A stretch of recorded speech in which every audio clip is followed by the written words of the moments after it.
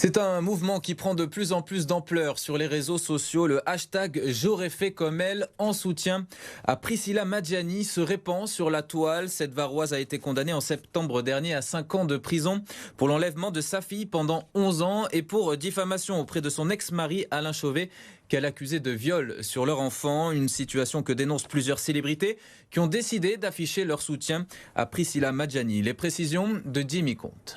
L'actrice Catherine Marchal, l'humoriste Alex Lutz ou encore Enora Malagré, des personnalités publiques ont affiché leur soutien à Priscilla Madjani avec cette phrase « J'aurais fait comme elle ». Le hashtag et le mouvement prennent de plus en plus d'ampleur sur les réseaux sociaux avec de nombreuses publications. L'avocate de l'accusé Myriam Gedj Benayoun réagit à ce mouvement.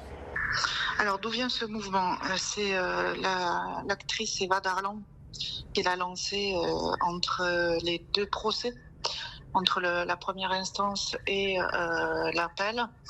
Elle a été révoltée par cette histoire, par le fait que Madame Madjani soit condamnée à 5 ans ferme en première instance. On laisse des enfants sous l'autorité de parents hypothétiquement agresseurs, selon la parole de l'enfant, au nom de la présomption d'innocence.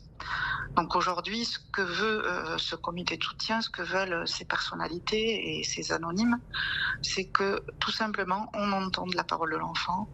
Et une pétition en ligne est également lancée. Celle-ci recueille de nombreuses signatures, un nombre de signataires qui augmente considérablement ces dernières heures. Pour rappel, à Toulon, le 16 septembre, en première instance, Priscilla Madjani a été condamnée à 5 ans de prison et 25 000 € d'amende par la justice pour l'enlèvement de sa fille Camille à Carqueiranne il y a 11 ans et diffamation auprès d'Alain Chauvet, son ex-mari, qu'elle accusait de viol sur la jeune fille. Les avocats ont fait appel de cette condamnation. Un procès en appel a eu lieu le 23 novembre dernier à Aix-en-Provence et la décision de ce procès sera connue le 4 janvier prochain.